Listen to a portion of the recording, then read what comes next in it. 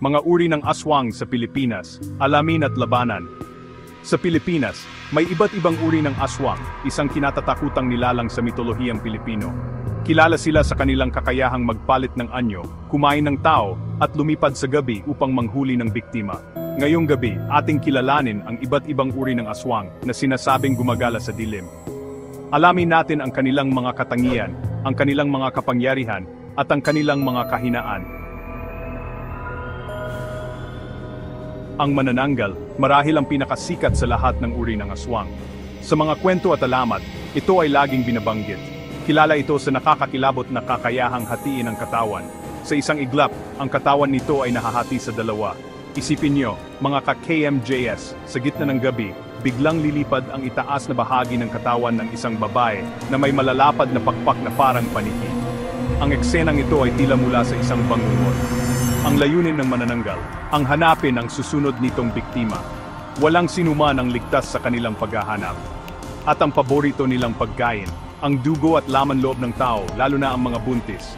Ang mga buntis ay madalas na target dahil sa kanilang espesyal na kalagayan. Ginagamit nila ang kanilang mahaba at matulis na dila para sipsipin ang dugo ng kanilang biktima. Ang dila nila ay parang isang matalim na sandata. Alam nyo ba na ang naiwang kalahati ng kanilang katawan ay mahina at madaling matalo? Ang kalahating ito ay walang kakayahang lumaban. Sinasabing ang asin, bawang, at abo ay nakamamatay sa kanila. Ang mga ito ay nagsisilbing proteksyon laban sa kanilang mga atake. Kaya kung sakaling mapadpad kayo sa lugar na may manananggal, siguraduhing may dala kayong mga ito. Ang mga simpleng bagay na ito ay maaring magligtas ng inyong buhay. Kaya mag-ingat, mga ka-KMJS, dahil hindi lahat ng mukhang tao ay tao talaga. Sa dilim ng gabi, maaring may mga nilalang na nagmamasid at naghihintay ng tamang pagkakataon. Kung sa gabi ay may manananggal, sa kagubatan naman ay nariyan ang tikbalang, isang higanteng nilalang na may katawan ng tao at ulo ng kabayo. Ang tikbalang ay isa sa mga pinakatanyag na nilalang sa mitolohiyang Pilipino. Nakakatakot ang itsura nito, at mas nakakatakot ang kapangyarihan nito. Sinasabing kaya nitong magdulot ng takot at pangamba sa sinumang makakita sa kanya. Kilala ang tikbalang sa pagiging mapanlinlang. Madalas itong naglalaro ng mga isip ng mga naglalakbay sa gubat. Sinasabing kaya nitong kontrolin ang isip ng tao at dalhin sila sa malalim na parte ng gubat kung saan mahihirapan ng makabalik. Maraming kuwento ang nagsasabing may mga taong nawala at hindi na muling nakita dahil sa tikbalang. Kaya naman, mga ka-KMJS, kung sakaling kayo ay maligaw sa kagubatan, mag-ingat sa tikbalang. Huwag basta-basta magtitiwala sa mga nakikita at naririnig sa gubat. May paniniwala na kung makakakuha ka ng isang ginintuang buhok ng tikbalang, ikaw ay susuwertehin at magkakaroon ng kapangyarihan. Ngunit ang pagkuha nito ay hindi biro. Ngunit ang tanong, kaya mo bang humarap sa tikbalang para lang sa isang buhok nito? Ang tapang at determinasyon ay kailangan upang magtagumpay sa ganitong hamon. Kung nakakatakot ang itsura ng manananggal at tikbalang, mas nakakapangilabot naman ang tunog na ginagawa ng tik-tik. Isang uri ng aswang na may mahaba at matulis na dila na ginagamit para sipsipin ang dugo ng tao, lalo na ang mga sanggol sa sinapupunan ng kanilang ina. Madalas, kasama ng manananggal ang tik-tik sa kanilang mga paglipad sa gabi, at ang tunog na tik-tik na kanilang ginagawa ay nagsisilbing babala sa mga tao na sila ay malapit na. Mas mabuti nang mag-ingat at manatili sa loob ng inyong mga tahanan. Kung ang ibang aswang ay lumilipad, ang sigbin naman ay gumagapang sa dilim. Isang nilalang na mukhang aso o kambing, ngunit may baluktot na katawan at nababaligtad ang ulo paharap. Tunay na nakapangingilabot ang itsura nito.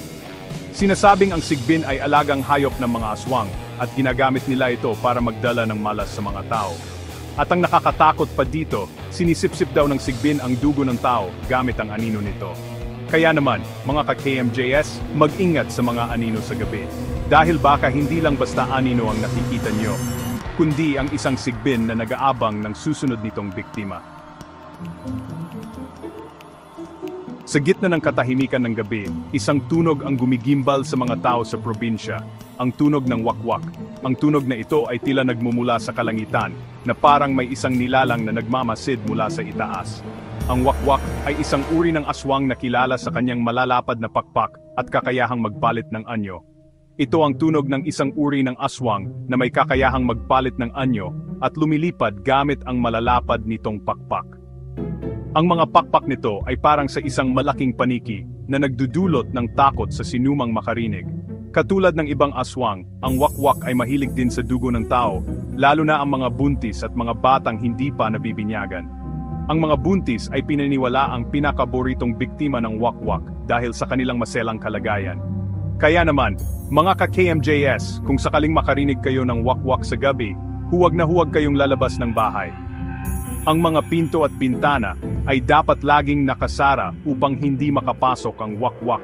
May nagsasabing kaya nitong gayahin ang boses ng tao para maloko ang kanilang biktima.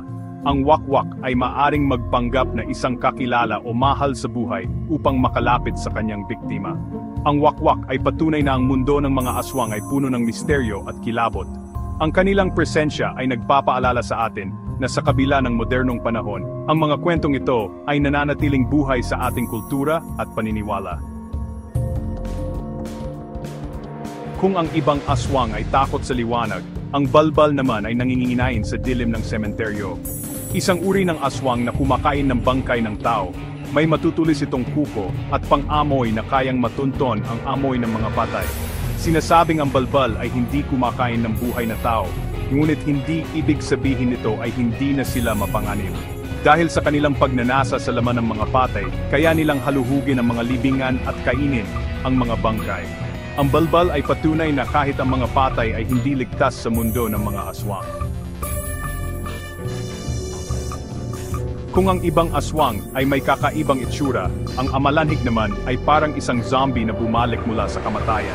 Hindi ito ganap na patay, ngunit hindi na rin buhay. Isang nilalang na uhaw sa dugo ng tao. Sinasabing ang amalanhig ay dating tao na namatay, ngunit nabuhay muli bilang isang aswang. Hindi sila kasing talino ng ibang aswang, ngunit mapanganib pa rin sila dahil sa kanilang lakas at matatalas na kuko. Ngunit, may kahinaan din ang amalanhig. Thomas tak silating bereg. Kung ang ibang aswang ay nakikita ng ating mga mata, ang dila naman ay hindi. Isang uri ng aswang na hindi nakikita ng tao, ngunit nararamdaman ang kanilang presensya. At ang kanilang sandata, ang kanilang mahaba at matulis na dila. Sinasabing ang dila ay pumapasok sa mga bahay sa gabi at sinisipsip ang dugo ng mga taong natutulog. Wala silang pinipiling biktima, bata man o matanda. At ang mas nakatakot pa dito, hindi mo alam kung kailan sila aatake. Sinasabing takot sila sa asin at bawang. Kaya, maglagay kayo ng asin o bawang sa inyong mga bintana at pinto para hindi sila makapasok. Sa Visayas at Mindanao, kilala ang aswang sa tawag na ungo. Isang uri ng aswang na may kakayahang magpalit ng anyo sa iba't ibang hayop, tulad ng aso, pusa o baboy. Ngunit kahit anong anyo pa ang kanilang gawin, hindi maitatago ang kanilang tunay na anyo. Kilala ang ungo sa kanilang pulang mata at malalaking pangil.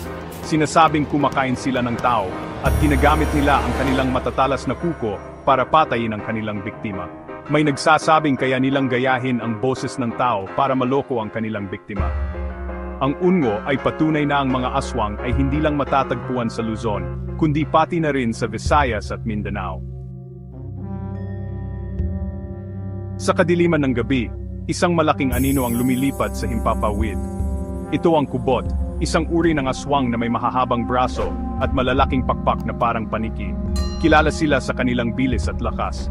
Sinasabing ang kubot ay kayang takpan ng kanilang biktima gamit ang malalapad nilang pakpak bago nila ito kainin. Mas mabagal sila kumpara sa ibang aswang, ngunit hindi ibig sabihin nito ay hindi na sila mapanganib. May nagsasabing kaya nilang gayahin ang boses ng tao para maloko ang kanilang biktima.